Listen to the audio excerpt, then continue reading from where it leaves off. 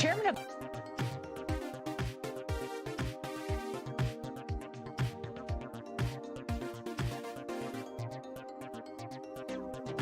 today.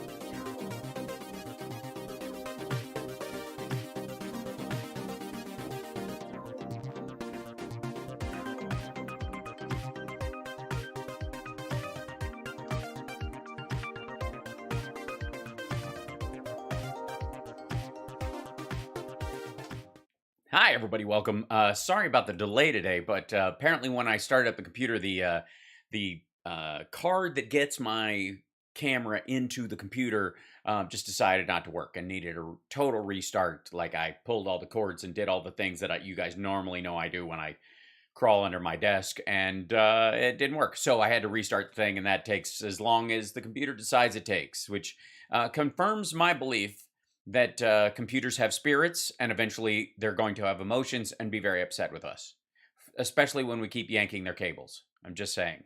Hype train right out of the gate.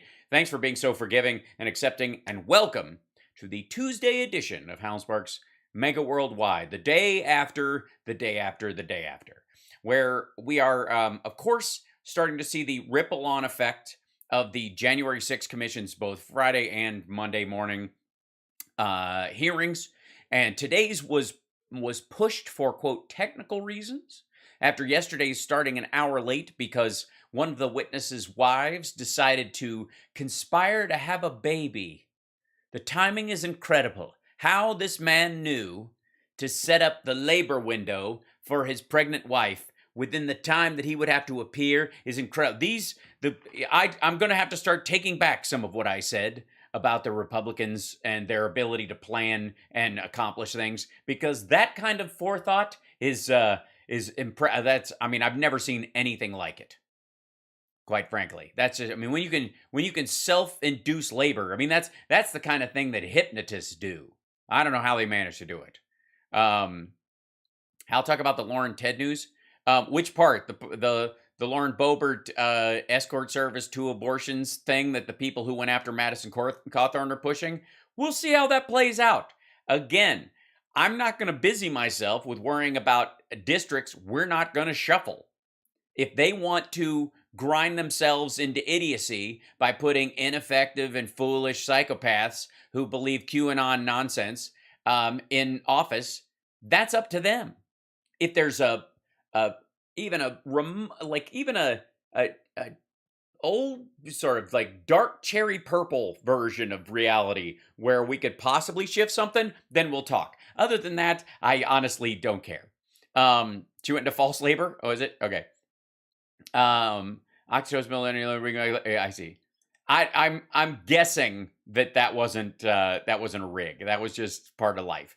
Because the guy certainly, it's interesting if you look at the footage of him, or they put a picture, but the audio of him testifying, he does not seem like one of the, the people who was reticent to tell his truth. Thank you, Francie, for the super chat. Don't forget, you can support the show with super chats and by liking and subscribing and thumbs upping, and just a like right now, right while you're sitting here, while you got nothing to do, and a little thing on your phone, and you can like it and all that kind of stuff. If you're watching this later, there's a super thanks thing down there where you could super chat when I'm not even on the air. Look at me doing all the business up front. I'm trying. I am. Stress-induced labor. Yes, when your husband is conversing with the Congress about his part in a coup, it might be a little, yeah. Also, yes, we're almost at 36,000 subscribers on YouTube. Congratulations to everybody who has decided to take the plunge and put it. I appreciate it. I understand a lot of people watch the show and don't even subscribe because they know I'm going to be on.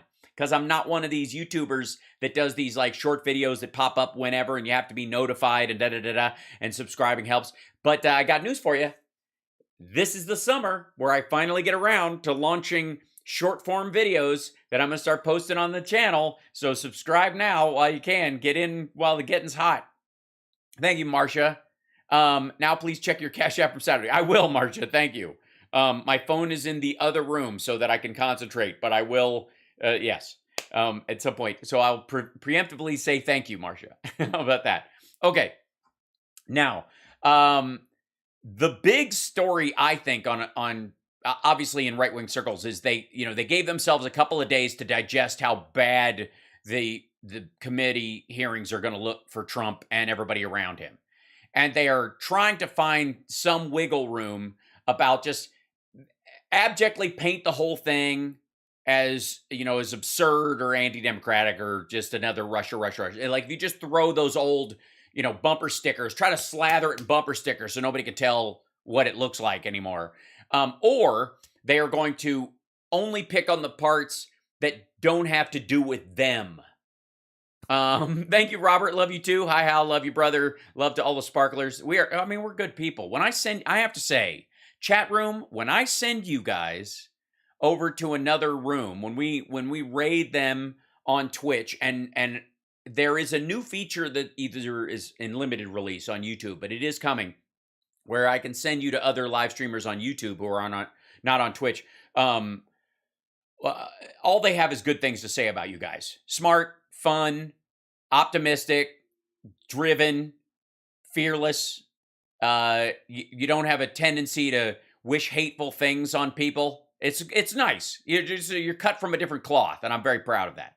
You're good people, and I think part of it is we are gathering a crowd of like-minded folks here who are not your average slacktivists or counter revolutionaries. You know, we all of us want better for even the people we don't even particularly like, which I think is really what is a sign of a good ethical stance, or like a platform, an ethical platform that you would have, is that I don't even need to like you to want you to not have to have certain problems, right? You know, I would rather argue with you while you're not starving to death or bleeding from a wound from some lunatic with an AR-15. That kind of, you know what I mean? Like, let's argue, but let's at least do it on a foundation of let's handle all the other crap. Okay. So anyways, I appreciate you guys, and I want you to know that, because I genuinely hear that back, not just when people mention it, because you guys have seen many times on Midas Touch or on Stuttering John stream or others, or on Dean Obadala show, when you guys have hopped over there. They know you. They recognize you as people who are regulars in my chat, and they're very happy to see you. When they know that when you enter their chat room, it will be for the better of everything, and that's awesome. And they also tell me this when they slide into my DMs. So be very proud that you're just slathered in praise in a hot and steamy DM between me and other talkers. So, and I mean that. And by the way, welcome trolls who are gathering in here. You know, as our numbers improve, we've noticed a mark increase in the amount of trollage that we're getting. And I have to say, point of pride, Your Honor, if I may, on that very fact, because trolls don't hang out where there's no impact they think to be made, or impact that is being made both by me as a broadcaster on these interstreams, and you as people listening who actually have great input as well. That's awesome too. So thanks, trolls. Keep doing what you're doing. And the trolls help. Nothing busts you out of an algorithm cul-de-sac better than a bunch of trolls thinking they're owning some libs. Because I love the fact that I show up in there. People who watch this also watch this. You know what I mean? So it's incredible. It really is. Thank you for redeeming the ad time, you guys, and helping this. Yes, it is the price of getting popular, Schmoopy. It is true. It is absolutely. We are troll huggers around here. We're that nice. Well, I'd say we're that kind. Sometimes we're not nice. Obviously, we're not completely nice, especially when people have basically earned a certain level of tough love. Would you say? Apparently, my clip of Debbie is making the rounds and irritating some folks that were involved in 2000 Mules, which I think is lovely, which I think is wonderful and funny. Also, again, let's remind everyone that as bad as Debbie D'Souza's acting is, I was just gonna go live now. I have smoked my Debs. Oh, I'm sorry. As bad as her acting is, I don't want to nearly be as critical of her acting as I am of her abject racism and classism in the rest of Dinesh's videos. I don't want anybody to think that her crap acting is somehow an order of magnitude higher than her sort of disgusting, weak personal traits, her lack of, morals and ethics, and her her bigotry. But you know what I mean? Like, let's be honest, we have to keep our outrage meter, tuned. It's very important. Carl Smith, Hal Sparks, our agent of S.H.I.E.L.D. Absolutely. So this is, like I said, a lot of folks are, on the right are just attacking the Jan 6 committee as another example of such things. They're like, there's never been this many attacks on a president ever. Well, yeah, that's because nobody's been this criminal while in office since Nixon that's been caught. I mean, you can argue Iran-Contra. I would argue Iran-Contra worse than Watergate as far as what was done by the president and is involved in something. Crack on the streets of Los Angeles, gun running in South America, and making deals with Iranian terrorists in exchange for hostages to win an election. Yeah, a lot bigger than sending a bunch of dipshits over in the middle of the night to try to plant bugs to find out what the DNC is doing to kick his ass in an election which he was gonna lose anyways. You know what I mean? Like that, or he actually won in that regard, but then that he was gonna lose the office later.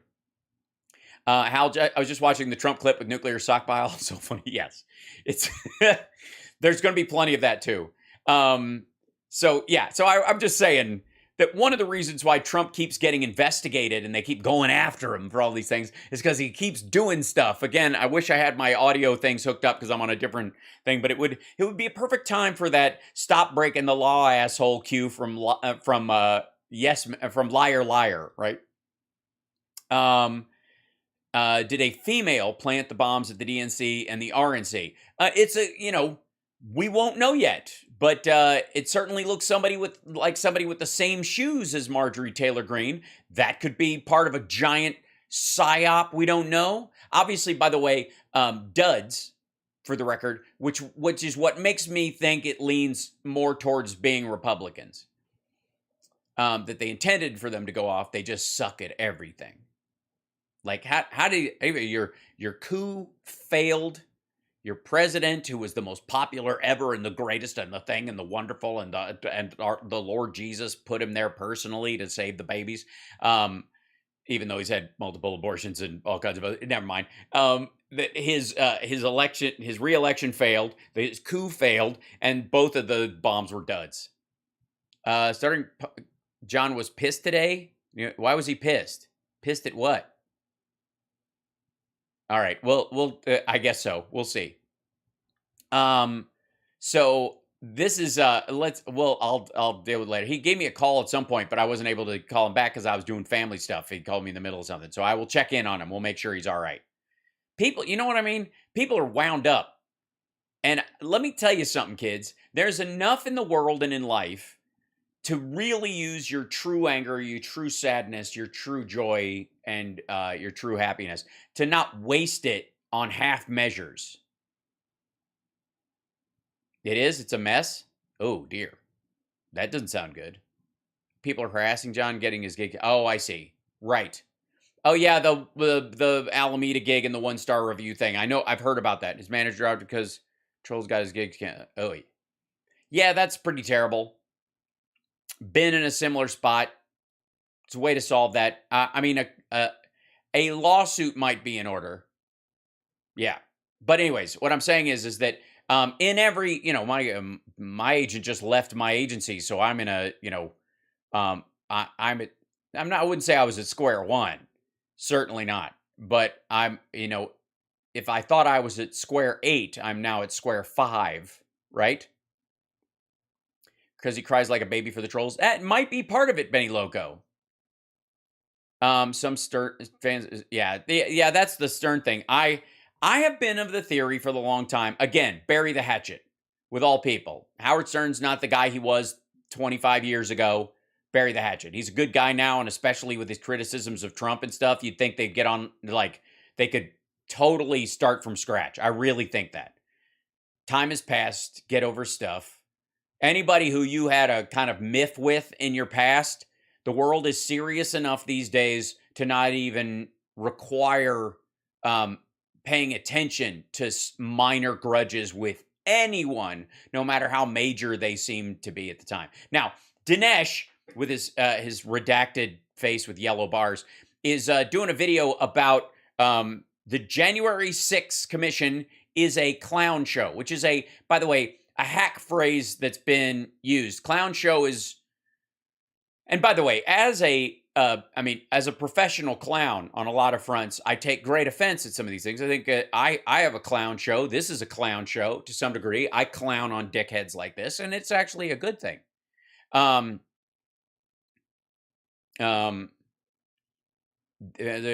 I agree, Benny Logo. Okay, so let's dive in before we get into that side conversation. That'll be another one. That'll be one for the morning show. Let's put a pin in that for the morning show, shall we? Okay, so here we go. Yeah, it's a circus. A clown show is think of the clown show as the break in the circus while we clean up, where they entertain people while they clean up all the elephant dung. I think that's actually a more apt analogy than we've ever thought. Today we, and by the way, now we know this isn't in his living room after watching the 2000 Mules thing. They've got a full-on studio they go to, and this is not a wall of posters behind him in the house. This is just a television screen that they put this graphic up on. Ugh. And look how small the screen, you build that whole, what do you need it for? All right, I'm sorry. I'm going to get into production stuff, and nobody needs that.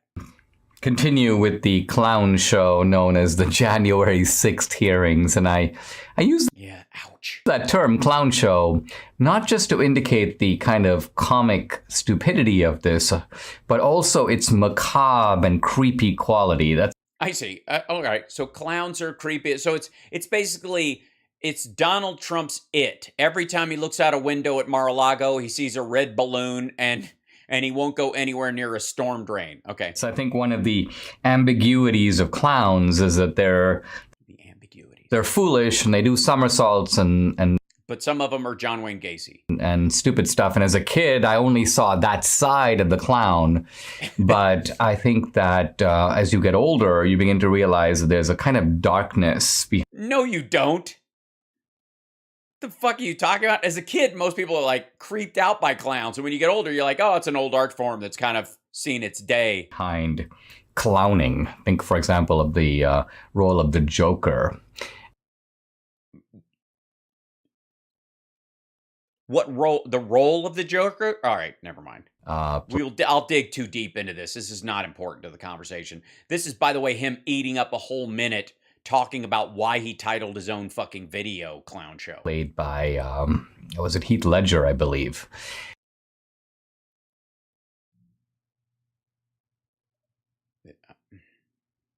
Yes, the only I don't know of anyone else who's ever played the Joker. So there's a macabre aspect to all this. Yes, yes. By using clown show, what I mean is they're setting fire to a pile of money and going, you know how I got these scars?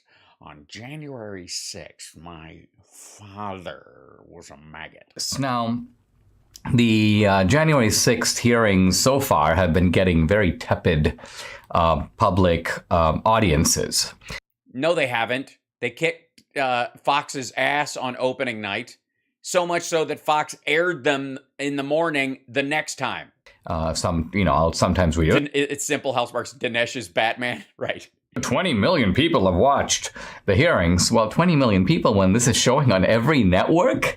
But it isn't showing on every network. That was every major news network minus Fox, and it still beat the night. The only exception of Fox. I mean, that's 20 million people have seen 2000 Mules, and it. I'm sorry. How many people? Fox. I mean, that's 20 million people have seen 2000 Mules. No. I call bullshit. Hold on. He's selling this 2000 Mules at what? $20, $30 a pop? 20 million people? Bullshit. And it wasn't on any network, including Fox. So this is not exact. Yeah, no. A citation needed, right? I'm going to need to see those numbers. There's no fucking way. And by the way, the only way it's even coming close is eventually everyone watching my debunking of it. Thank you very much. Good night. A sizable portion of the entire American population, given the amount of propaganda and the media's collusion in it, you would expect audiences that were 3-4 times that size. But no, you wouldn't. It's not happening. And I think it's because people saw for themselves really what happened on January 6th.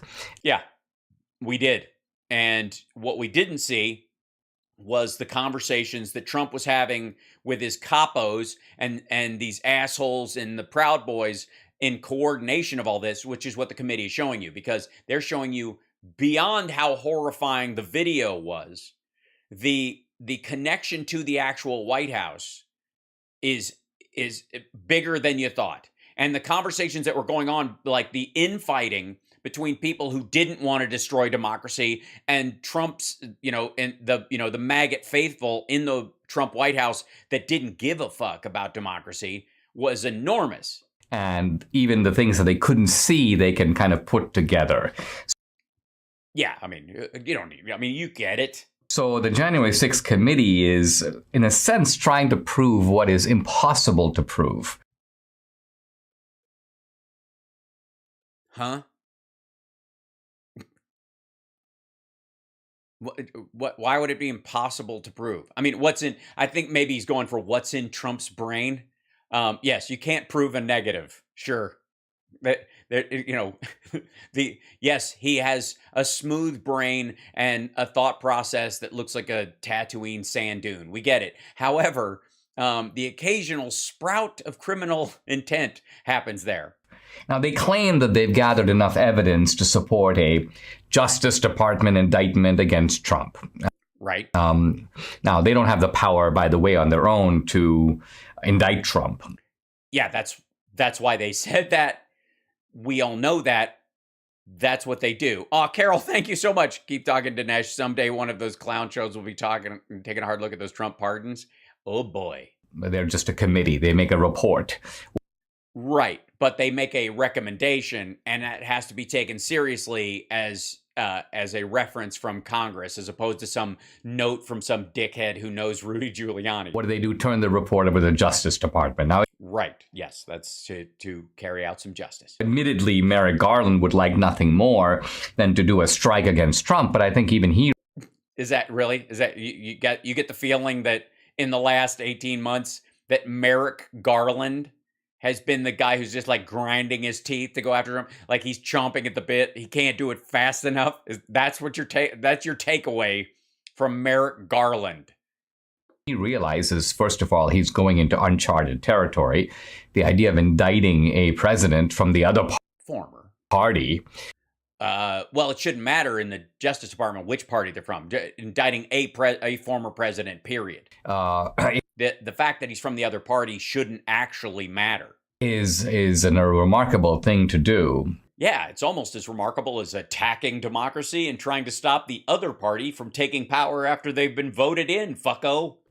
And in some ways would, I think, push us not to, but perhaps toward civil strife, maybe even civil conflict. Yes, don't you dare go after Trump, because it would trigger a civil war.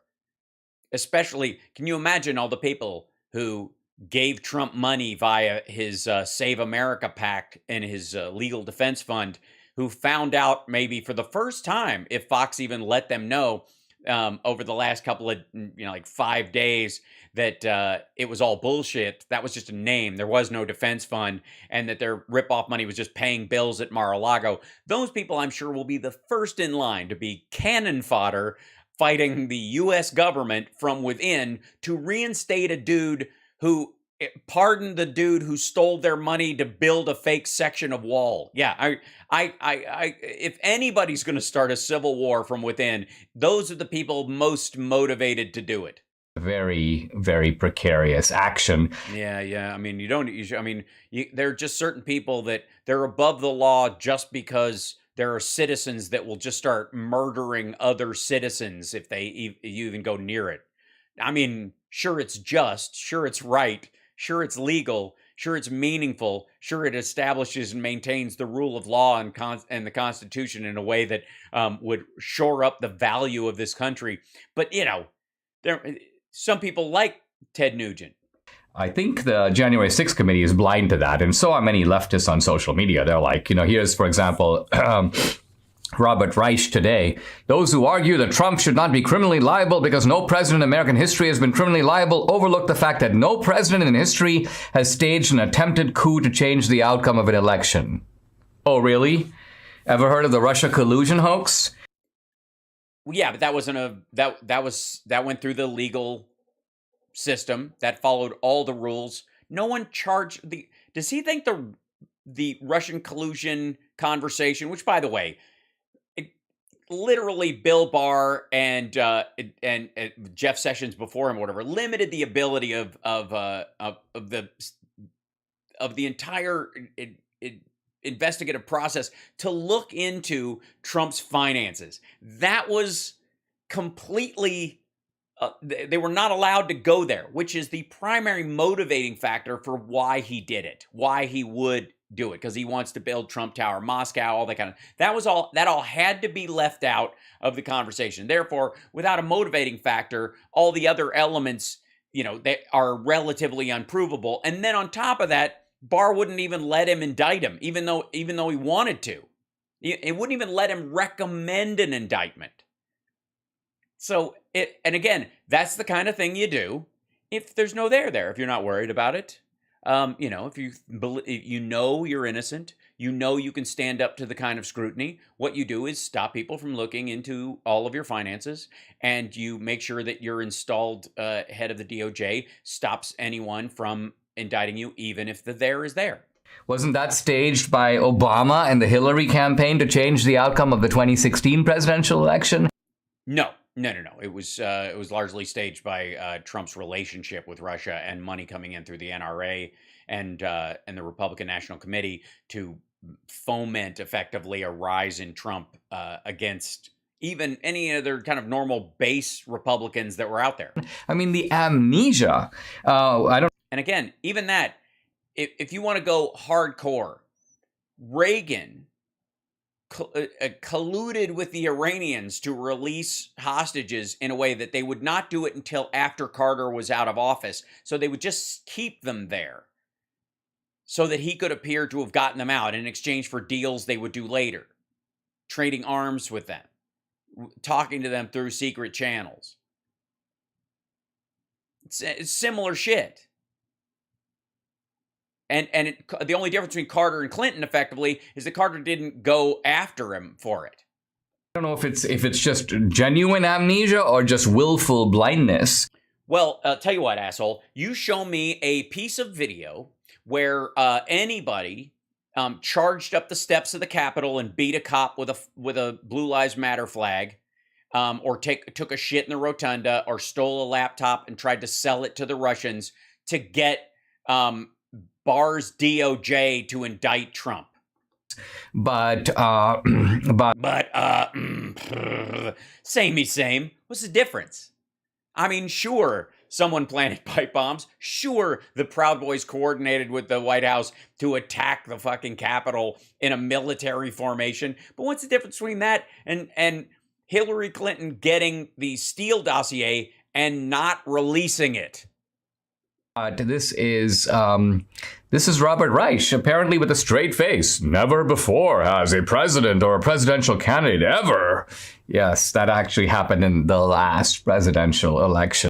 No, it didn't actually happen in the last presidential election. Now, according to the Los Angeles Times, the January 6th committee is going to have to show that Trump, not only that the claims of election fraud were false, but that Trump knew they were false. And this, I think, adds a whole layer of preposterousness to the whole thing, that Trump somehow knew. See, it's one thing for Democrats and never Trumpers to say, look, in our opinion, 2,000 Mules is wrong. No, it's not wrong. I would like to say, for the record, in my opinion, 2,000 Mules is not wrong. It's hilariously, embarrassingly stupid.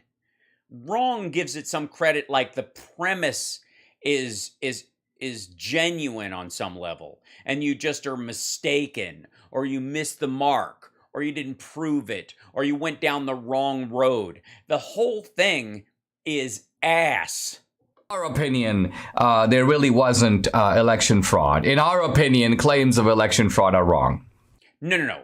in reality, claims of election fraud are wrong. I mean, in the case of that Democrats or the Biden administration did it. Now, there is obviously some truth to Trump trying to buy votes and get them installed in places where Republicans ran the place, but ran the elections themselves. And that's why the only places where people are like screaming to stop recounts and stop stuff, is largely places where Republicans run things because they don't want him to look under the wrong rock.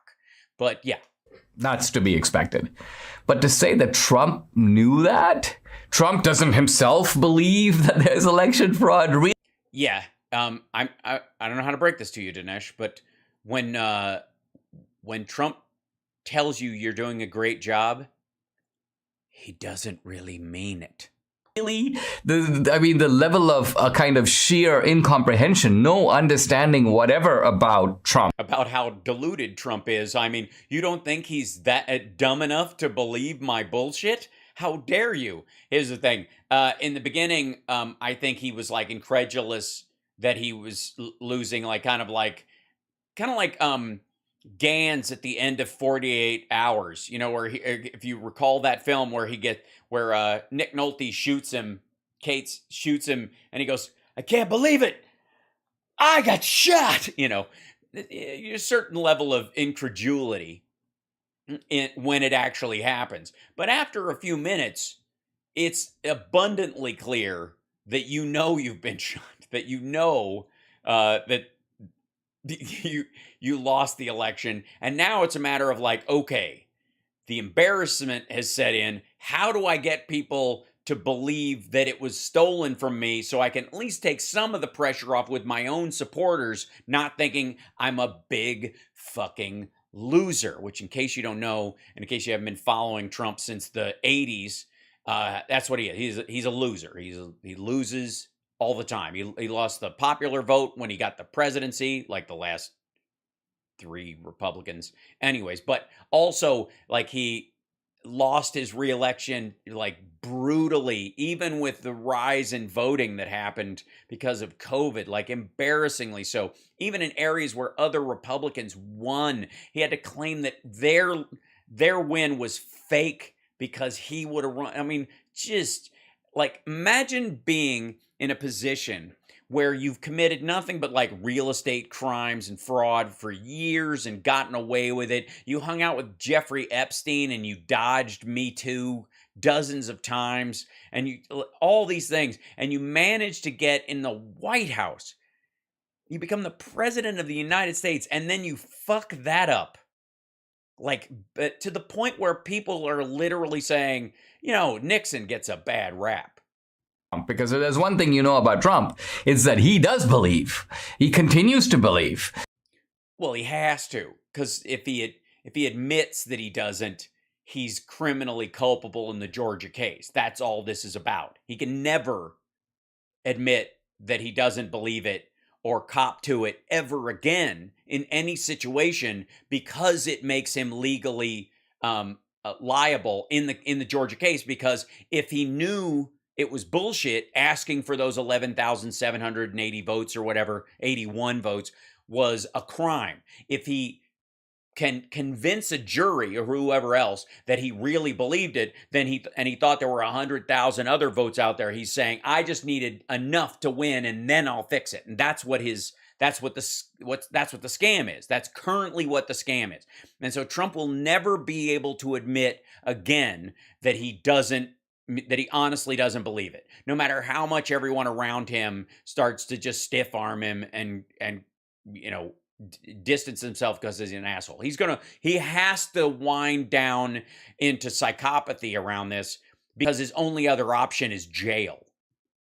He, in fact, has trouble, in a sense, moving on to any other topic without first raising this topic. And yes, we know he has a brittle ego. Yes, we're aware. W and I can. By the way, I don't mind, because every time he does this, it's like every time a bell rings, an angel gets their wings. Every time Trump bitches about the election, 10,000 maggots decide not to vote. say this from, experience with Trump. This is something that is very much on his mind.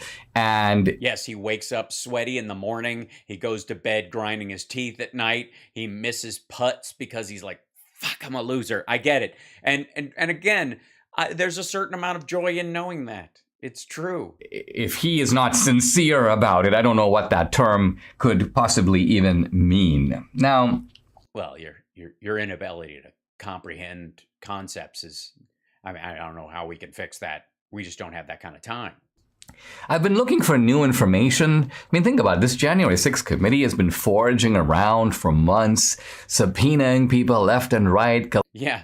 Now a lot of them are refusing to testify.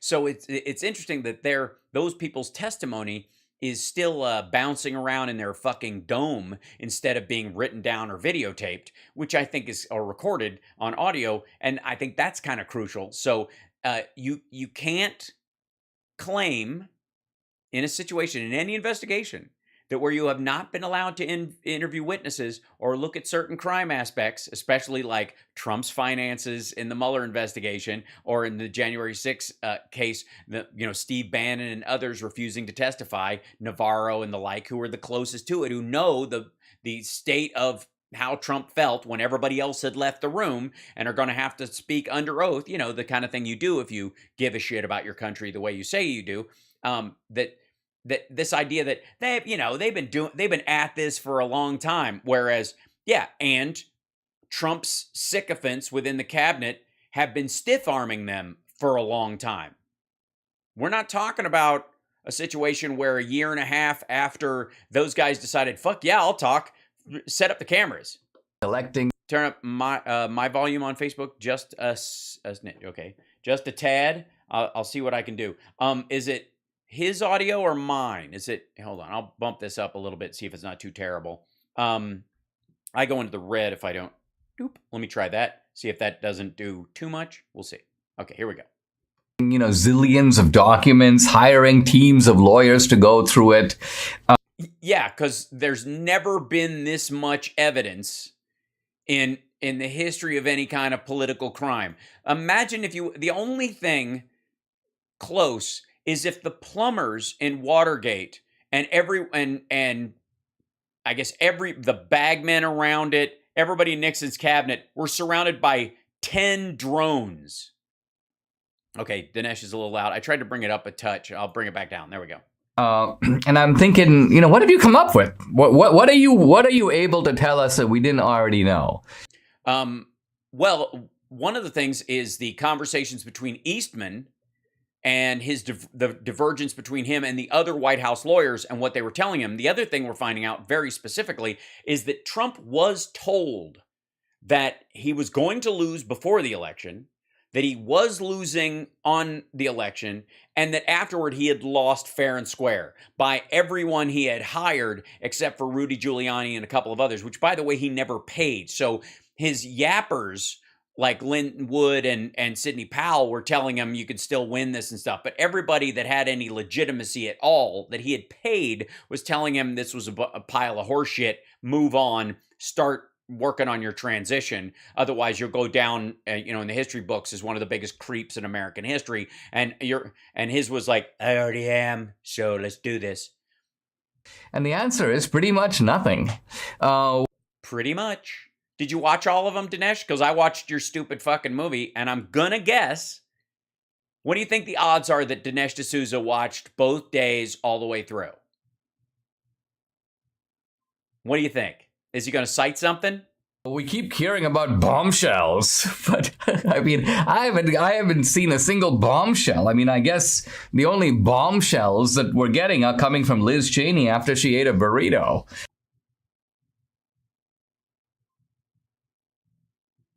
What? Is that... you think he did? I doubt it. What? Is Debbie writing these jokes? Is this true? Did you fart in the kitchen and she was like, you should make a fart joke about Liz Cheney? How the fuck? Because there are no other bombshells that I know of. Well, the Eastman testimony is pretty damning. Let's see. Let's take a look, shall we? Jan 6 committee.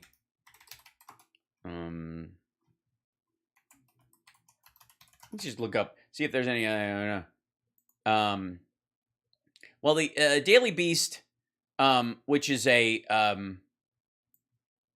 you know, he can think what he wants about it. I don't know that it leans any particular way per se. This is one of the biggest ones, and like I said, this is the one where when Dinesh decides that there's going to be a civil war if they arrest or prosecute or indict or fine or give probation to Trump for the rest of his life and deny him from running or whatever, blah, blah. Quite frankly, if they keep him from being able to run, he'll be relieved.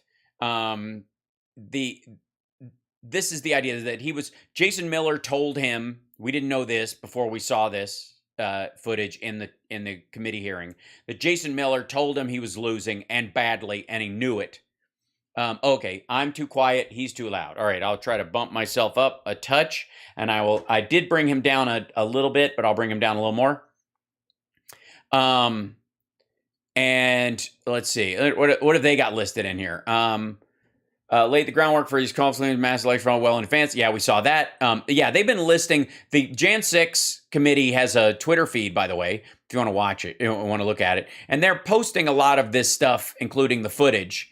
And you know, one of the things is that these people are parroting directly stuff that you would expect them to if they thought the president was sending them there. And this whole like gonna be wild stuff. And then their coordination between them and the Proud Boys is increasingly going to become clear. Let's see. Well, let's see if she lets loose with a burrito in this one. This is Liz Cheney.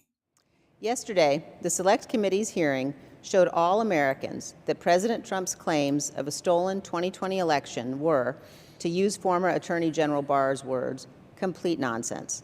He also, for the record, I know she's not going to mention this, laughed at the idea of Dinesh D'Souza's 2,000 Mules. So, I mean, I didn't even just chuckle at the whole thing. I laughed all the way through it. So, heard this from Donald Trump's own campaign experts, his own campaign lawyers, his own campaign manager, his attorney general, and others Donald Trump appointed to leadership positions in the U.S. Department of Justice. Right. They all came very highly recommended. I did not know them. They're mostly Democrats, if you think about it, and they just got me coffee. President Trump's advisors knew what he was saying was false, and they told him so directly and repeatedly. Okay, that's them establishing that he had prior knowledge from sources that he does and should trust, at least up to that point, who he had no reason to disbelieve at all. They hadn't turned turncoats. These were all the people who worked on his campaign or people he had chosen. He is actively lying. It's self-deluding, essentially. The testimony from our first two hearings is available on the Select Committee's website, so all Americans can easily view it. Very exciting. I hope that's true going forward. We'll go through some of those clips. Next hearing on Thursday, the Select Committee will examine President Trump's relentless effort on January 6th and in the days beforehand to pressure Vice President Pence to refuse to count lawful electoral votes. As a federal judge has... By the way, his freak out, his like middle school freak out at Pence, like, I'm not going to be your friend anymore. You were a bad choice. Like this is a man who was like devolving into childhood while this shit was going down. As indicated, this likely violated 2 federal criminal statutes. President Trump had no factual basis for what he was doing, and he had been told it was illegal. Despite this, President Trump plotted with a lawyer named John Eastman and others to overturn the outcome of the election on January 6th. By the way, Eastman's going to lose his law license by the end of this. At some point, it's going to come up that he's, disbarred or they sanction him, and then it'll start a cascade. Because, I mean, there's so much fucking paperwork. Normally, when a lawyer like Eastman, tries to talk their client into doing something illegal or trying to justify something they know their client is doing is illegal, and, like around tax law, sometimes it comes out. But most of the time, they get to hide it behind attorney-client privilege. Not in this case. Eastman is fucked. He literally is talking like someone who thinks he's double protected by attorney-client and executive privilege. And he has neither because he was attacking the very democracy that would protect that. To give you a sense of the gravity of these issues, here is a clip of one of President of Trump trying to walk upstairs. Trump's own White House lawyers, Eric Hirschman, who talked to Mr. Eastman the day after January 6th. Oh, this dude was like, this is the guy with the scalps on his wall who like fucking had it. It was the day after. Eastman, I don't remember why he called me. He texted me or called me, wanted to talk with me, and he said he couldn't reach others. And he started to... That's hilarious. Eastman calls Hirschman because he, quote, couldn't reach others. Nobody, on the 7th of January, no one was returning Eastman's calls, probably Trump as well. Yeah, he's got a justice bat and 3 scalps up there. My belief is it's Pence, Trump, and Ivanka. Ask me about something dealing with Georgia and preserving something potentially for appeal. And I said to him, "Are you out of your effing mind?" Right? I said, I only want to hear 2 words coming out of your mouth from now on. Orderly transition. And I screamed, I said, I don't want to hear any other effing words coming out of your mouth, no matter what, other than orderly transition. Repeat those words to me. And I screamed, eventually he said, orderly transition. I said, good, John. Now I'm going to give you the best free legal advice you're ever getting in your life. Get a great effing criminal defense lawyer. You're going to need it. And then I hung up on him. Oof. Then I hung up on him. Think about that. John Eastman, the president's lawyer who was helping him concoct all the shit around January 6th. You could do the Insurrection Act, then declare martial law, then seize the machines. Then you can claim that the machines were tainted, even if they weren't, all that kind of stuff. And the day, all the way up to 6. Eastman's free and walking around, but he's probably going to get a recommendation as well. Because what he was recommending, I mean, ultimately, like I said, he's going to lose his law license because he was recommending things that were illegal, that he knew was illegal, and he was recommending them to the president. And fucking hell. So all the way up to the 6th. And then on the 7th, nobody would return his phone call until Hirschman picked him up and said, are you out of your fucking mind? I only want to hear 2 words out of you from now on. Orderly transition and get a great fucking criminal defense attorney. You're going to need it. Click. That was the one phone call Eastman could get returned on the 7th. And that was the dude Trump at that moment was trusting the most. I think that qualifies as a bombshell. I'm going to say that's some heavy shit for anybody. Here's Jamie Raskin. We're not in the business of entertainment. Oh, really? Why did you hire the president of ABC News and have him choreograph the hearings for public consumption?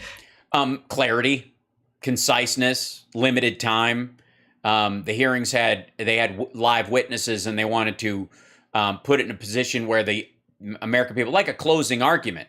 Why would you hire when you hire a lawyer, why would you pick somebody who's good at doing opening and closing arguments? If you have people on the team who are good at the actual law, who are great at the research and the legal aspects of a particular case, but you also need to hire orators effectively on your legal team when it's an important case. That's why. If you're not in the business of entertainment, he is.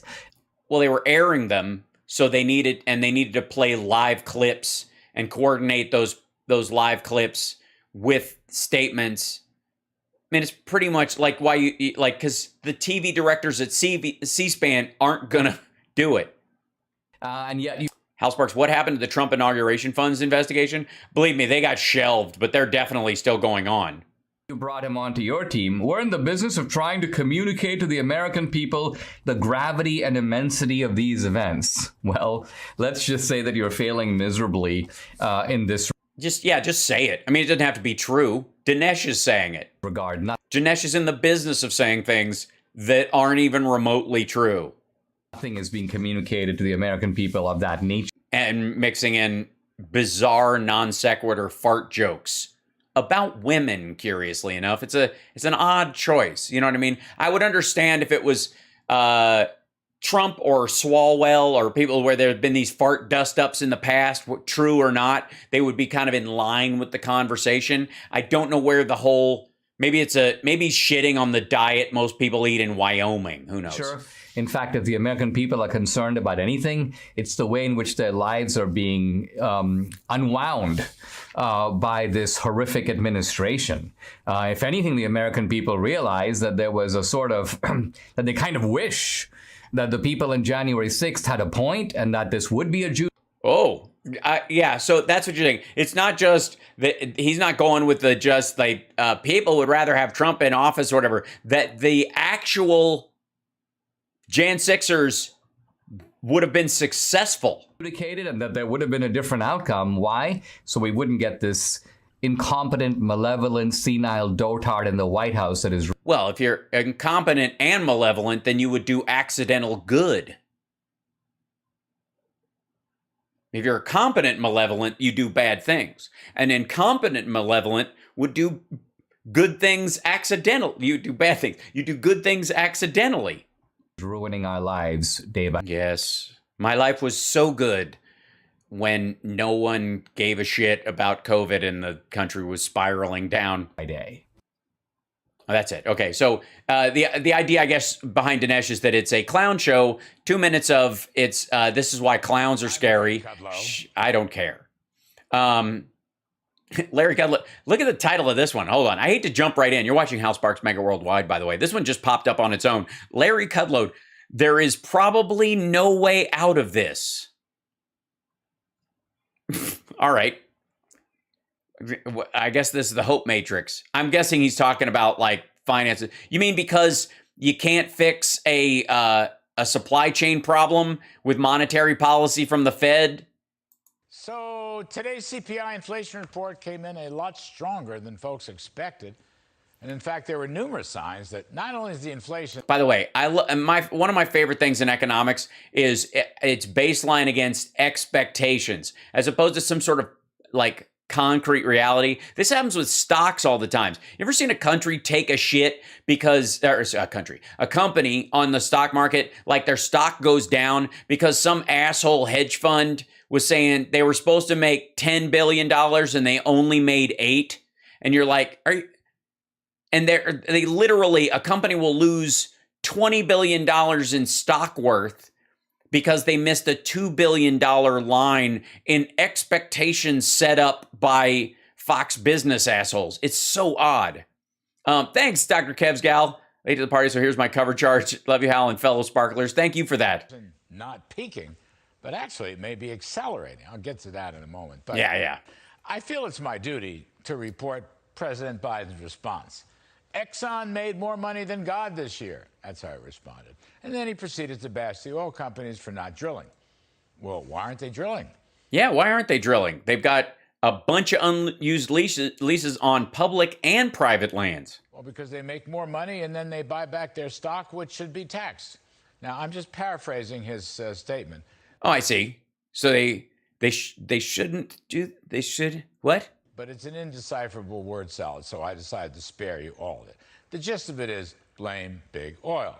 I see. Okay, thank you. At least you broke it down into a sort of an emotional argument instead of a material financial argument that on something like Fox Business, I don't know, somebody could actually argue the merits either way. Yeah, the dollar just hit a 20-year high. This motherfucker's going to tell us that they're going to destroy the dollar.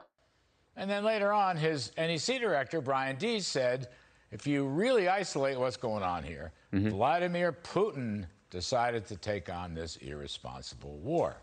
Yeah, well, it took 5 million barrels out of the world mix, raising the price. Tell you what, you're at Fox Business, go tap someone on the shoulder, change the names around, ask somebody like a hypothetical where you don't say Trump, Putin, or Biden, but you just kind of go, this guy did this, and this guy did this, and this guy that you removed 5 million barrels of oil per day out of the system because he's murdering and raping people, and we don't want to buy from murderers and rapists any more than we have to, I suppose. And the reaction to that has actually caused price of oil to go up, and everyone will look at you like you're a moron and go, yeah, that's how it works, stupid. So there you have it, the blame game. Big oil, big pharma, big poultry. Big poultry. All right. Big Putin, big. Blame business. And of course, blame business. Not so much. I mean, arguably, a lot of businesses are being hurt by the inflated energy costs. But of course, what's driving inflation is the lagged impact of massive federal spending. No, it isn't. Fucking hell. This dude's just going to pretend it isn't about oil or any of this stuff. And are we going to do the whole printing money shit? The Fed doesn't print money. And borrowing. And borrowing. We haven't, asshole, we haven't even addressed any borrowing that the Biden administration has done. And the deficit was cut in half last year. And money printing. And on top. No, it isn't. We didn't print a bunch of fucking money. CPI is up because of supply chain issues and energy costs. Has nothing to do with how much money is in the situation. God damn it. Like, I get into arguments about this all the time. But if... let me just... I'll pull this up. Back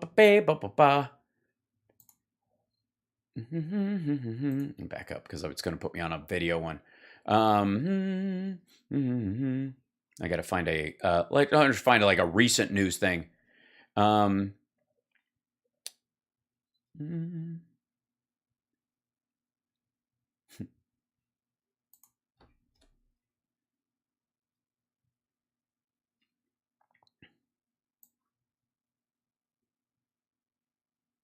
Liquidity. If there's excess liquidity, then you would have monetary inflation. Prices going up because there's too much money floating around and it's worth less. That's how that works. We are not in that situation. There is not enough money in the world system, US dollars, floating around the world system for people to pay their bond payments to other countries, much less the United States. They are fighting to get their hands on dollars, tearing it away from the US system. We don't print money and then it stays on our fucking borders. It's childish. I don't know what this ridiculous argument is. And we wouldn't even be approaching a liquidity crisis if any of this stuff was true. Lord almighty, it's just lame. On top of that, of course, Biden's radical environmental policies. His radical environmental policies that gave us 36% more oil and gas leases given out in his first year than Trump did. Which have made it virtually impossible to get a permit for almost anything. Bullshit? Oil, natural gas, pipelines. My levels are fucked up, volume-wise. Is it me or now am I louder than him? Sorry, because they're not all the same. Hold on. Highways, roads. Oh, he's quiet again. I see. These are not all these. I just jumped into this one, so I didn't get to test it. Yeah, hold on. Let me boost this a little bit, if I may. Wind and solar farms will be stopped by the woke policies of the most radical All right. EPA in our history. And then throw in energy and interior departments pursuing the same Green Deal agenda. So the Green Deal agenda. So all companies really don't feel like making long-run investments because they read the newspapers and they watch our show. Yeah, that's what it is. Oil companies don't want to invest in oil in the future because it's not going to be a product people are using. So, of course, the price is going to go up. Well, if renewables don't work, why would that be true even remotely? Also, then they would just sell it overseas. We may be advancing, but shale oil, if we never use another drop of oil in this country, ever, not ever, starting today, forever going forward. We use all nuclear and renewables and geothermal and all that shit. And that we switched over in a day. We were able to flip a switch and never use oil or coal again. The oil and gas that are pumped out of the United States would just be sent to countries that have not yet adapted. They just wouldn't sell it in this. We would eliminate this market. Now, if Vladimir, here's a good question for the Fox Business folks. If Vladimir Putin removing 5 million barrels a day of oil from the market by declaring war on Ukraine and the rest of the world reacting to it and not wanting to buy from his murderous regime, drives the price of oil up, then what would the United States never using oil again do to the price of oil? It would drive it down. U.S. big oil is now refining the crude they have to make up for the 2021 glut. Exactly, Lisa. They're catching up to refining. And again, there may be a Volcker magic something where monetary policy has created recessions and inflations in the past, but it hasn't happened since fucking 1950. Every inflation spike we have had in this country has been preceded by an oil spike, the price of oil spiking in the year before, and OPEC turning off the spigots, some sort of limitation, or a huge increase in demand. And they know all about the Biden war on fossils. On fossils, yes. He hates especially the saber-toothed tiger teeth. He doesn't want to see another one as long as he lives. Granted, he was around when they were all first put in the ground, and so maybe that's it. Maybe it just makes him feel old. You know how that feels, Larry. They figure there may not be a fossil industry after Biden gets done. Yeah, I know. I like nobody's going to go to a museum ever again. Thank you, Linda. I'm not going to even want to. Who wants to see a fucking fossil ever again? Oh, God. Frankly, I can't blame them. Can you? So, fossil fuels is the juice of the gods that runs industry. In the future, everything will still be run off of it. Is the most powerful and great way to do all this stuff. Meanwhile, the Biden administration, while releasing more oil and gas than Trump did, is raising the number of renewables that we will rely on as a country and smartening up our smart grid so they can, if you don't have wind or solar where you are, you can get it from a part of the country that has an abundance of it, say the Nevada or Arizona deserts, or the plains of the middle states or Indiana, something like that. And then, of course, linking up nuclear sites that you could put kind of anywhere as opposed to having to have them close to, water sites that people use for, and yet,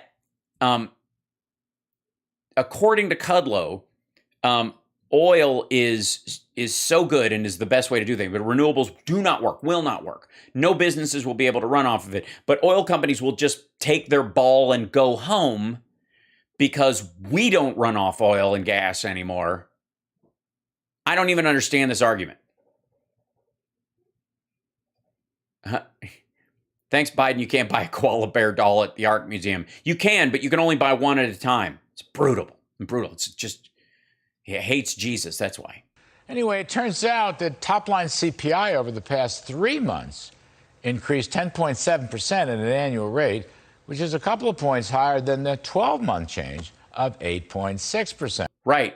What's been going on in the last 3 months, in the last 100 days? Can anybody think of a major change geopolitically that has affected the cost of fuel and food that has occurred in the last 3 months? Anybody? It must be an executive order that Biden signed, something. And core prices, that is, takeout food and energy, well, they picked up 6.3% over the past 3 months. That's higher than the 12-month change of 6%. Right, which is over coming back from COVID. That's closer to what reality is. Now, hold on, folks. Just hold on. I've got even more numbers coming. Oh, do you? These aren't numbers. These are percentages. You have to give me a baseline or I don't know what the fuck you're talking about. Outside of food and energy, housing and shelter prices, they're picking up steam. By the way, housing and shelter prices, first of all, these bikers don't care about renters ever, not ever, until suddenly, all of a sudden they do. But secondly, the housing market was on fucking fire. Now it's cooling off, as it should. 0.7% over the past 3 months. compared to 5.5% over the past year. That's a bad trend. When the because it's again, it's a percentage change because of the limited availability, because of the slowing of construction because of COVID. 3-month is faster than the Yeah, old people eat this shit up. That's because they believe the Volcker bullshit and have been buying this nonsense forever. So they insist on every time we experience inflation, somebody clamors for the Fed to trigger a recession to somehow drive this shit down to shake the crab bucket so everybody trying to crawl out gets knocked back to the bottom. And it has fuck all to do with the cost of, well, it kind of might have the cost of tea in China, right? 12-month. That's a very bad trending indicator. No, it's actually specifically reflective on the disruption, worldwide disruption of shrinking supply chains. This is what it looks like. You know that, like I said, that giant sucking sound that Ross Perot warned us about? This is what it looks like when it regurgitates. When you get what you want and you're starting to move shit back home, this is what it's going to cost. And you either give a fuck or you don't. Anybody who's clamoring about this particular change in a bunch of ways, including a lot of the stuff that's going on with reshoring factories from China, that ask them why they're pro-slavery, I think is the question you'd want to, because the only thing that's going to bring this down is to move that production back to China as quickly as possible at a time when they are using more slave labor that we are aware of than they have since fucking 70s. Service prices, not good. Services are up 9% the past 3 because people are going out more. months. Only it's summer. We're leading into the summer months. People are doing shit. This is more reflective of the positive change that you've seen than any other thing. Look, when people are spending money, what they're spending it on is indicative of the health of the economy, not just that they're spending it. If people spent, if there was a huge rise in spending, oh my God, the consumer is dumping money into the economy, but they're buying prepper kits. That's not a good sign. That's not a sign of a healthy economy. But if they're going on family trips, it is. See what I'm saying? If they're buying clothes as opposed to just foodstuffs, it is. Rents are way too high. That's a matter of, I would argue, the rental problem in the country, largely, and it's balanced out in different in different cities and the like, is because people, because of COVID, they scattered out and they have more money because they were working, they could work at a big city company in a town, and therefore rents could go up to get more money from those people who were quickly relocating, getting away from big city centers during COVID or deciding to do that. And at the same time, there was and this aligns me with sort of Biden's monetary theory more than almost any other thing, is that the problem hasn't been that there's too many mega mansions or that we're not building enough like low income housing. It's that the middle class housing that market is tight. It's like an hourglass. We have a lot of mega mansions and a lot of like super low end stuff, but the middle got squeezed so much that the availability of sort of mid-level housing that's decent and safe areas and all that kind of stuff, the people on the edges of that who financially, can't afford when the rents get higher in those areas, end up renting places that you would normally think of as low income housing. They end up squeezing into that. They end up going, if a one bedroom is, $2,000, like a regular one in Los Angeles, and people can find a one bedroom in a shittier neighborhood effectively for $1,800 or $1,500, they're gonna take it. That they've got to. They don't really have a choice, especially if maybe it's a single parent with a child and they need the room for this kid, and then they make up that difference, in rent by commuting or that kind of thing. So there's a dearth of middle-sized houses. The squeeze of the middle class has been a pressure cooker too in rental properties in particular. Yeah, a studio in the Tenderloin is almost $3K. That's fucking ridiculous. 5.7% over the year. And even if you took out energy, services are still up 8% compared to only 5.2 for the year. In other words, the 3-month is much faster than the 12-month. Right, because in the last few months, we have gotten past the Omicron variant, and even with the rise in gas prices caused by the Russia invasion of Ukraine, which is very specific, very acute, easily trackable, people are still going out and doing shit. The fucking Top Gun and Jurassic World made a shit ton of money, like biggest weekends in like 6 years, not even like 2. Not like, okay, sure, they're going to be bigger than 2020 or 2021. One bedroom in Metro Detroit is $1,500. Exactly. Like it should be closer in that area. Metro Detroit should arguably be $1,200 for a one bedroom.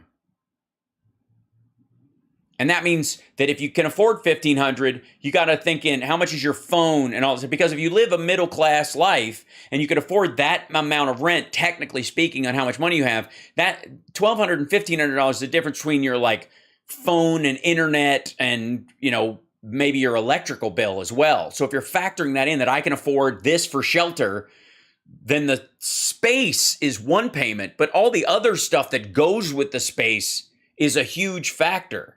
And they don't work that into it at all. Higher prices are World War III discussed. Right. Used car prices are booming, so are new car prices. Healthcare costs are... Which means people are buying them. Prices of gas, gas, food, and basics continue to soar. That's what they add in the used car and all that kind of stuff. That's what jacks it up even beyond the gas thing. That's what makes it in this 8% bullshit.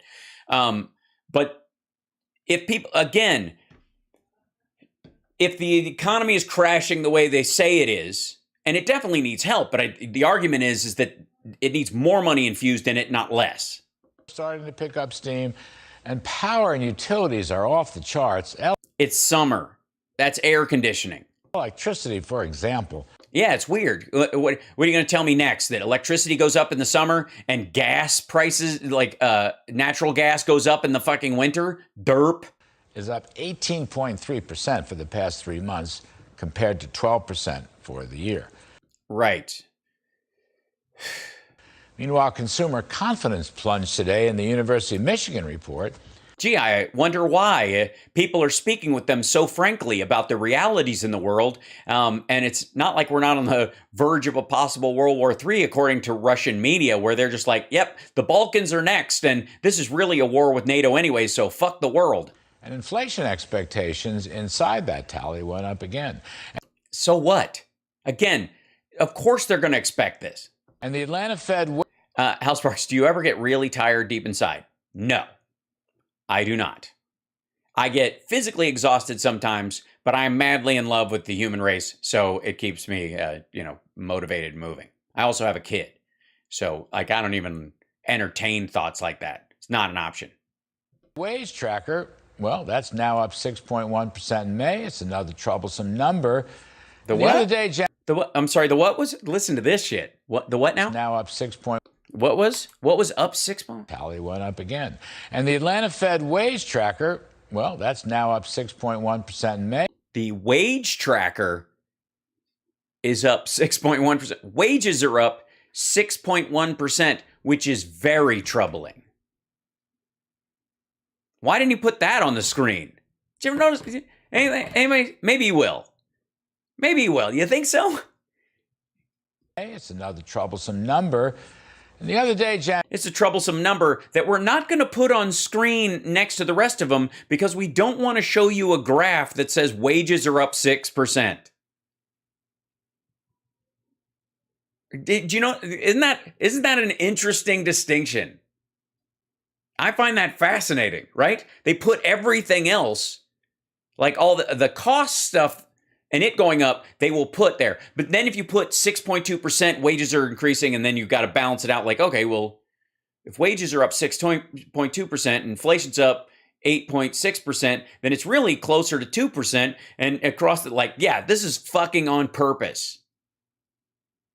Yeah, Larry slurring is up 100%. Janet Yellen, you know her, our friend from the hostage video, she claimed that All right, Europe, I don't know. That was probably some reference to something. and all the big countries have the same inflation problems that we do in the U.S. But that's a big falsehood. Oh yeah? What countries are dodging inflation? Let me guess. China? A couple months ago, the San Francisco Fed showed the core inflation in the Couple of months ago? U.S. was more than double the OECD countries. And former Clinton and Obama economist Jason... The OECD countries. Let's see if that's true. Hold on one second. OECD.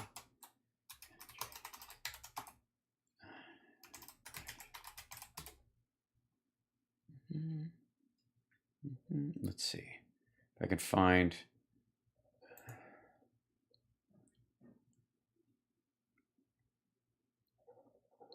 A couple of months ago. So let's see. Hold on one second. Let me grab this real quick, and then. Sorry. Whoops. Let's see. The Organization of Economic Cooperation and Development. Yes, my love? Are you done? No, I am not. But I love you. Everything okay? Okay. It's my son. He just had a question for me.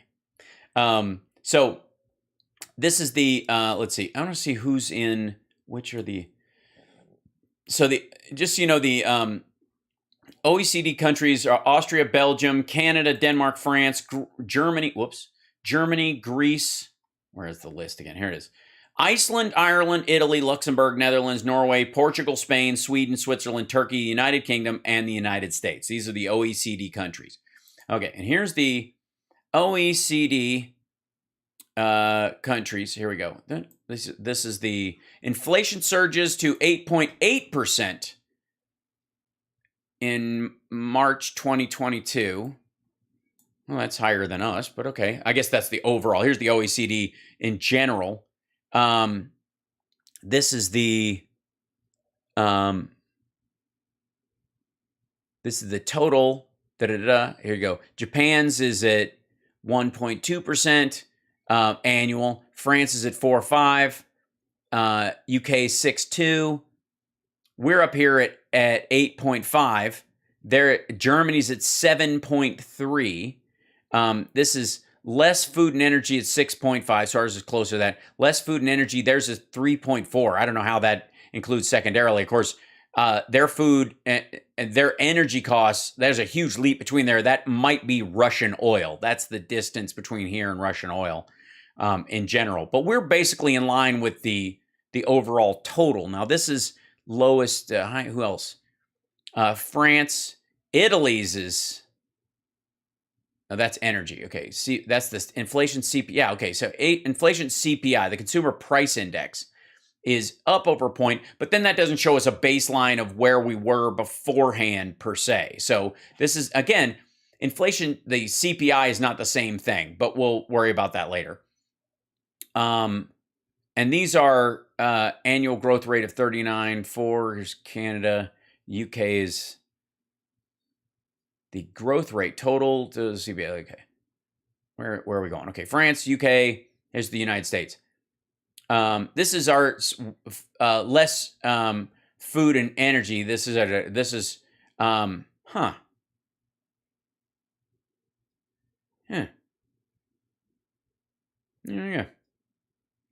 So I thought this was all about oil. Because here's Italy's.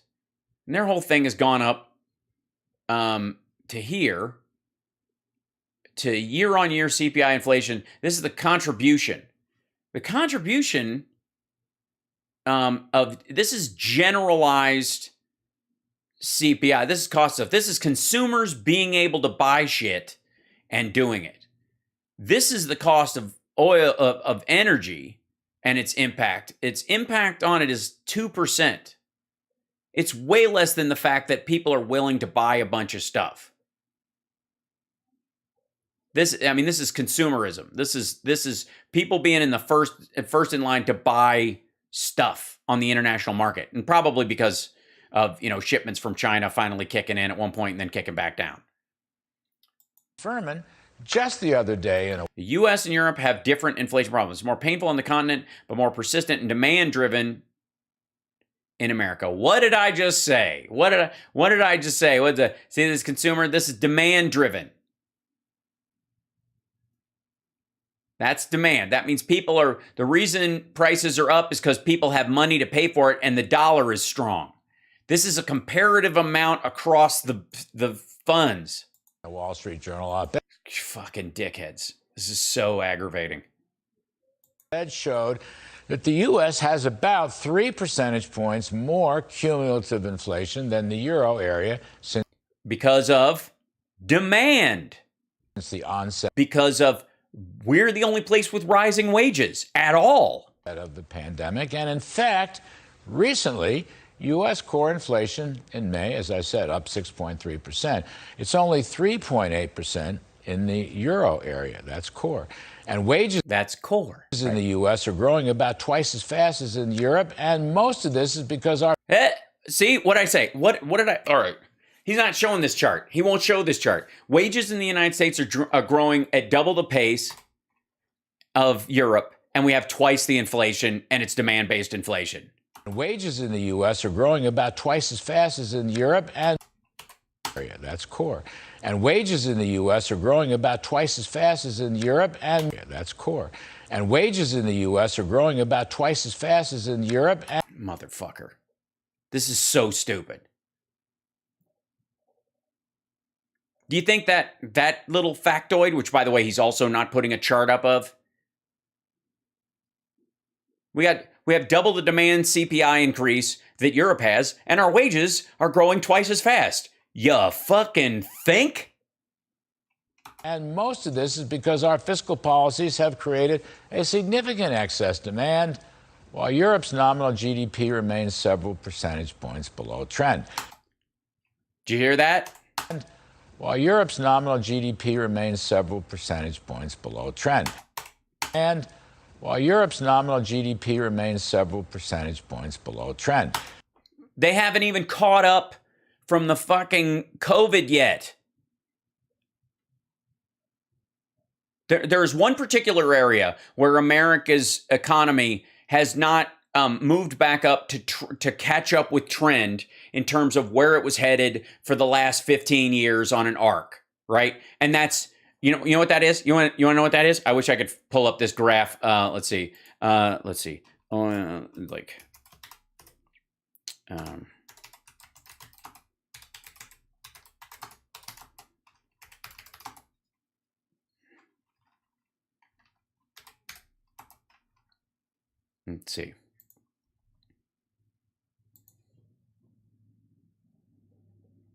Where do we get our strategic stocks, gas? Let's see, gas, gold, refining fuel. It's got to be some kind. Here we go.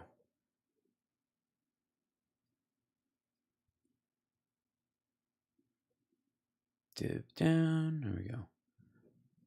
Yeah, I'm not fine. I'll have to look for the chart on this one because it's kind of specific. But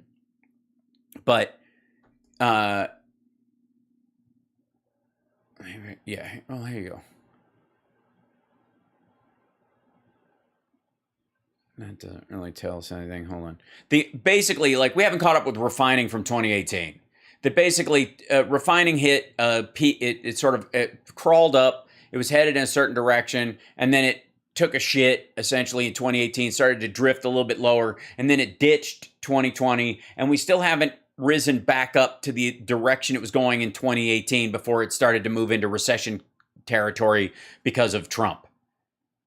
Ironically enough, is like energy independence and all that shit. The refining part of it, he didn't give a crap about. And so refining, started to, like, I guess it was done elsewhere. Or we were shipping so much oil out of the country, we weren't refining it here. Messrs. Furman and Summers and Ratner have all consistently warned about excess spending, but neither Ms. Yellen or Mr. Deese or their boss, Mr. Biden, will admit to it. That's because it's not the case in any of the numbers you have just laid out, you dumbass. And never owning it means never understanding it. Oh, okay. So you don't own it, is what you're saying. Now, this is like this. Like, how do you?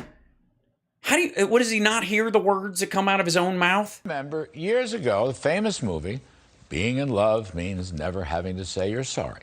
What? Jesus Christ. But being in high inflation is really a different matter. What? High inflation? We're not in high inflation, fucko. We have a high CPI because of supply shock and an oil market that cratered, recovered, and then took a slice out because of Russia. That's it. That's what's happening. That's reality. That's where we are. That's how the earth is. That's there. You know, if you want to talk about there are truths in the world that are immutable, that's one of them. That's where we are. You play the hand you're dealt and fucking act like it. And I will tell you right now that everybody at Fox News in terms of economics right now is bluffing. Another thing Ms. Yellen refuses to learn. When she testified before Congress this past week, she continues to push the FY23 Biden budget, which has at least $5 trillion in new spending and another $3.5 trillion in higher taxes, both of which would so only about $2 trillion in extra spending because it's paid for with $3 trillion. massively increase inflation. And of course, with today's report, real wages continue plunging over 3%. Frankly, the economy is barely breaking even right You're not going to throw a chart up on that? Real wages. Define real wages, son. now. It dropped 1.5% in Q1, and the latest GDP tracker from the Atlanta Fed shows a 0.9% gain for Q2. Wow. Most regrettably, the Federal Reserve, which erred mightily along with the Bidens a year and a half ago, they're going to have to adopt a much more aggressive policy to... Yeah, this is he's basically calling... Here's the thing. Republicans only benefit if a recession is triggered because they can blame it on Biden. And the way you trigger a recession is for the Fed specifically to raise interest rates in a shocking fashion that will drive us into a recession. That's what they're hoping for. And then even though they're calling for it, like right now, he's about to say the Fed has to get inflation under control. And to do that, which he has no control over. The Fed has no control over this kind of inflation. Let me say that again. The Fed has no control over this kind of inflation. This kind of CPI rise is not based on monetary policy. It is based largely on the availability of energy and goods. That's it. It's that no matter how much money you have, you can't buy oil that you can't get out of the ground or that you're not allowed to buy from Russia. That's how it fucking works. And they want to raise it. Yeah, they're going to raise it to 0.75 points. The funny thing is that the fact that it would trigger a recession at even one point means that there's so much foreign money in our stock market that will run for the hills and then buy American bonds now that they're, that the amount you can get from them will go up is silly. Again, as the stock market goes down in relation to that, it's a sign of a healthy economy. But right now the economy going up or the stock market going up, everybody, if it goes down as it is now, people are like, they forget everything they said about the stock market is not the economy. Raise their target rate and pull cash out of the economy. To quote my pal Steve Forbes, if they can... Steve Forbes, Jesus Christ, who is basically the guy who owns the video store in Lost Boys. Print money, well, then they can unprint it.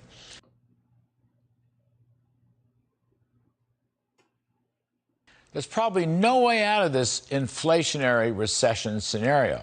But as an optimist, I do have a different plan. All right, what's the plan? Here it is. Let's finally we're going to hear what it is. Okay, so if you can print money, you can shred money. All right. First, make Trump tax cuts permanent and slash... That won't have any effect on any of this shit. What are you talking about? That would put more money into the system. Personal tax rates, as well as a simplified code, all that would increase the production side of the economy. No, it wouldn't.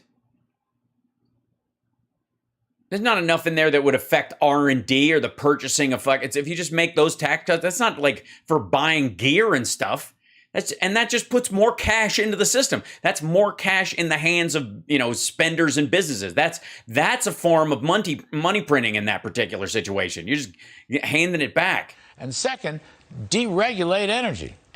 Deregulate. Yeah, we need an energy system that's much closer to what they have in Russia, up where no one lives, or in China, where no one can live anymore. And industry everywhere. Also, yeah, deregulate every industry. People are. How about this? Fine everyone. You take money out of the system for fining people every time they missed they didn't cross a T or dot an I on regulation forms. Then you're removing. How about that? You're shredding money, Larry. What the fuck does this have to do with anything? This is just dumb. It'll boost the supply side of the economy, and no, it won't. What are you going to deregulate? What he means is take off the sanctions. Third, freeze domestic spending, and fourth, freeze domestic spending. Yes. At a time when there is not enough liquidity in the markets, stop any money that's going out from the government. Defend the value of King Dollar. Defend the value of King Dollar. Well, yeah, obviously the dollar is being destroyed right now, yeah? Now okay, hold on, wait. This is fun. Here's the dollar. The dollar is worth $1.05. In the last 52 weeks, it's gone up 15 cents in worth. It's in the last 5 days, it's up 2.74%. In a month, it was 1.48. In 3 months, it's gone up 6.82%. I'm starting to think if we line the worth of the dollar up against what you're getting for it, that might be the issue. It might be that people are trying to take dollars out of the United States because multinationals need that cash. That where you're seeing price gouging, if at all, you're seeing that they need to pay their bills with US dollars because they're worth so much. The year to date, it's up 9%. 15.6% for the year.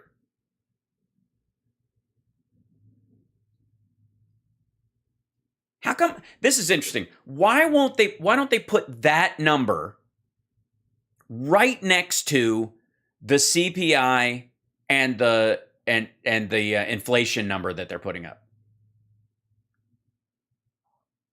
Buy Bitcoin, right? Isn't that weird? You didn't think they'd do that? Is this the most the dollar's ever been worth? No, it's been slightly higher before, but rarely. And it's not seen as good if it's too much, because it raises it lowers the value of your exporting, because it's better to buy cheap stuff from overseas because they want your dollar for more than it is to it raises the prices of what people can buy your American stuff for going out of the country.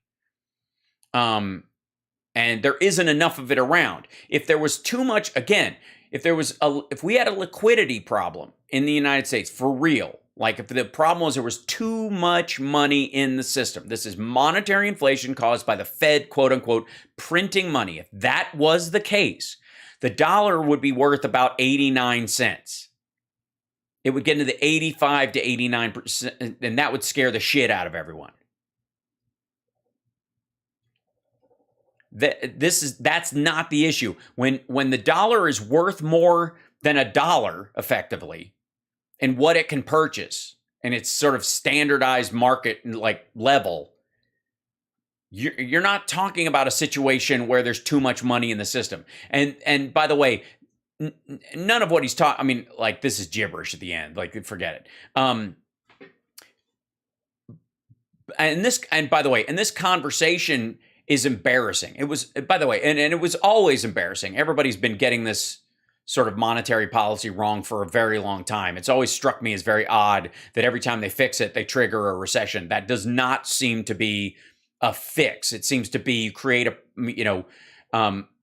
you solve a problem with a greater problem. It's just odd.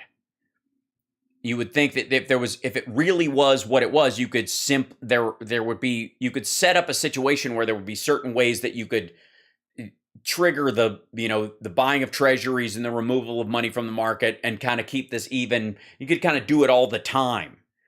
But in fact, it doesn't do it because it's hard. Like, I've struggled myself with like comprehending some of the weirder monetary policies that go on in the world because they're fucked up. They don't really make any sense. That's the weird thing.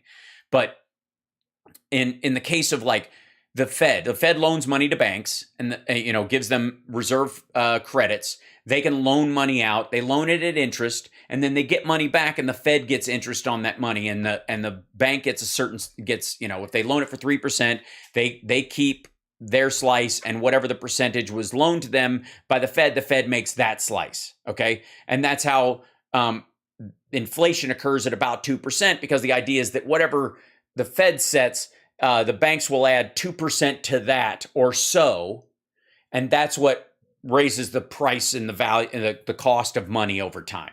And so when the Fed buys back some of these securities, these reserve holdings that the banks have to lend out money, if it buys them back and shelves them, then those banks can't loan out that money into existence. So there's less money supply in the country, but they don't print more money. And if people don't take those loans, it's moot anyways.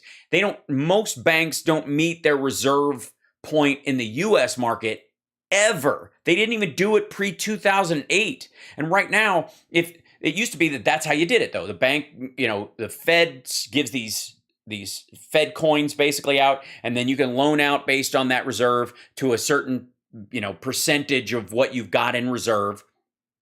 And then if they remove some of that, then you've got less to work with. But now with the repo market and overseas markets and that kind of stuff, banks can loan to their subsidiaries overseas and borrow it back if the Fed's being chintzy, and still loan the same amount of money. So there's no direct way where Forbes is saying if you can print money, you can shred it. No, you can't. That's the thing. You cannot. And most of the economic policy that people are talking about our modern life and our modern economy with predate personal computers and credit cards and EBT and certainly credit default swaps and any of that shit. Half this stuff is before there was any form of that all ledgers were paper. Most of the monetary policy these assholes are trying to define our modern economic policy on was crafted, thought up, and considered settled when it wasn't at all. In an era when people literally would have to scratch something on a ledger and mail a paper check, and then this before they could even phone somebody to see if the fucking check was real. And they're still using this? This is like the conversations about capitalism and Marxism and like the way people talk about it. Most people, when they talk about capitalism, are talking about resource capitalism, meaning a king with land or somebody who was born on top of oil. And way before anybody could create an app or a piece of software or something that takes up no physical space, that people will work and pay for because they want it as a service, that was fucking impossible. And the same with Marxism. It was dreamt up when most people, we had farms and factories were brand fucking new. None of it had been, none of the factories themselves were automated in any way. Just ridiculous.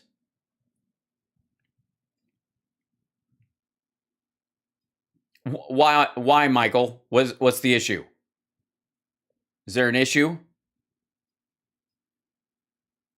I happen to think this is important. I'm enjoying myself. TR graphic after me, little dogs, guys. Okay. Anyways, we'll move on from this topic. Why would we take food from China? We don't. China imports 85% of its energy and 80% of its food. How do you invest in real estate or Wall Street? More or a little both? I don't. I have a small Robinhood account. And I have a mortgage. There you go. Oh, nothing's good. Lisa Halspark, don't let Kudlow give you an ulcer. No, I'm not.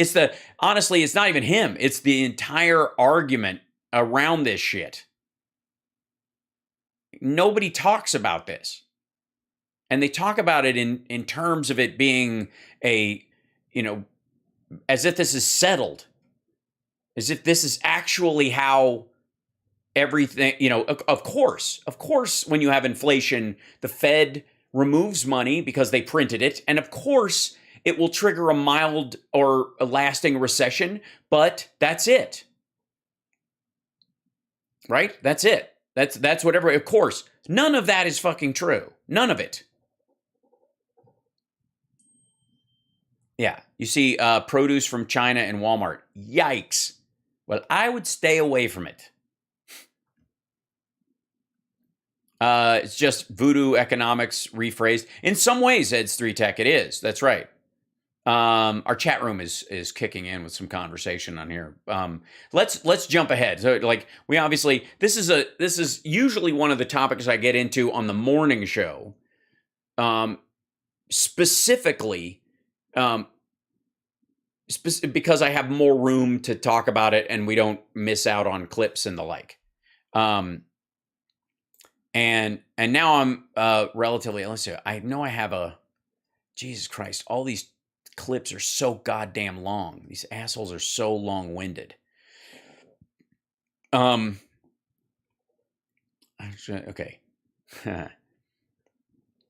Morning. How do you have a morning with Maria? I literally got into this conversation and ate up most of my showtime today.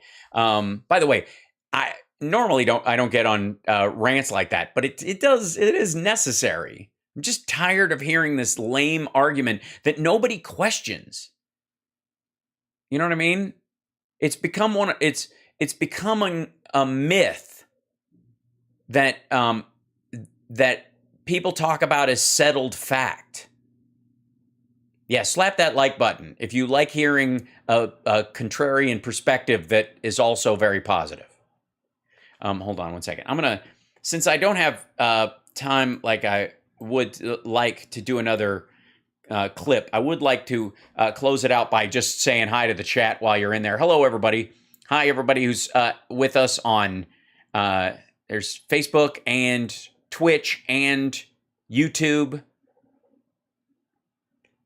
Slap it good. Yeah, slap that like button. Let me know if you appreciate the show for more than just my good looks and my luxurious locks, which are still there, by the way.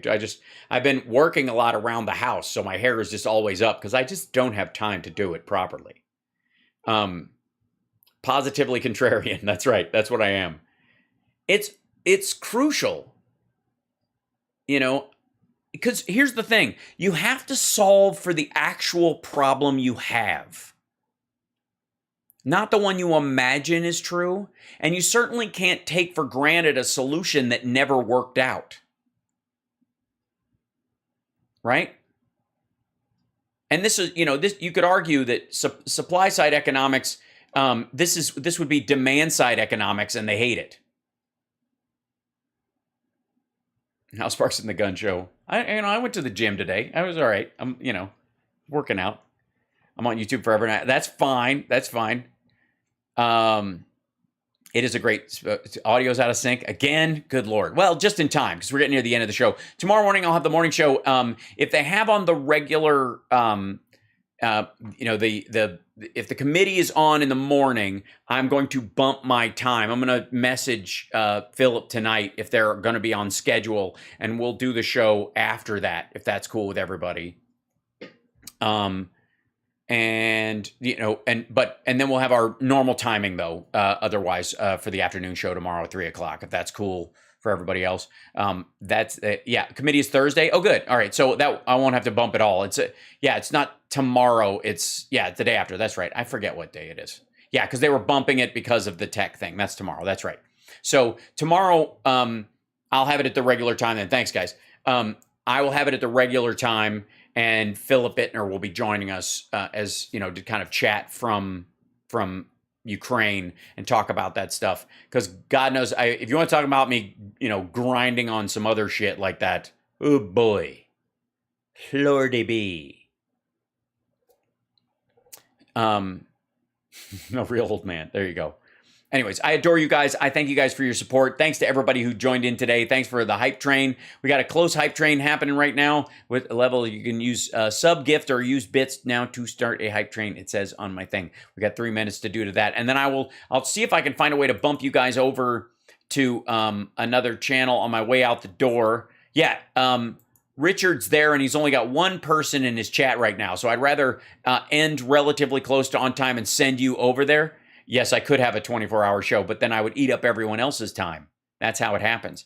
So I'm going to send you guys over on an air raid at Twitch, and then I will see the rest of you tomorrow morning for the morning show. I appreciate you guys, and thanks for letting me rant sometimes. Because, again, one of the ways they trick you, one of the ways that you know, your political opponents, people are trying to manipulate you anyways. You know, we've talked a lot about the percentage versus baseline number trick that happens all the time. One of the other ones is to get you to solve for a problem you do not have to avoid you solving the problem that is actually there. And I'm here to tell you one of the reasons why Republicans want you to believe that the energy policies of the Biden administration are why we have oil prices, because they want you to they want the American people to abandon renewables and abandon, you know, micronuclear and other stuff in the future and stay dependent on fossil fuels because their buddies make money that way. That's all, for as long as possible, because it's dying, but they want to stretch it out as long as possible. Anyways, take care of yourself and take care of somebody else, and I will send you guys over there now. Let's send let's see, we rated you over there. We're sending everybody. Oops, did it go? Hold on. There we go. Start raid. See if this worked. It was being weird. Okay, now it worked. Sometimes Twitch is funky about some of that stuff, but it's setting it up, and as soon as it's ready to go, I'm gonna. Oh, there you go. Yeah, there's 12 million viewers there. Raid now. There we go. I sent more of you over there. If it didn't send you, I apologize. It was being tweaky. So thanks so much for joining me. I appreciate you guys. This is HAL Sparks Mega Worldwide. Like, subscribe, support. Think about becoming a Patreon supporter. Patreon.com/HAL Sparks.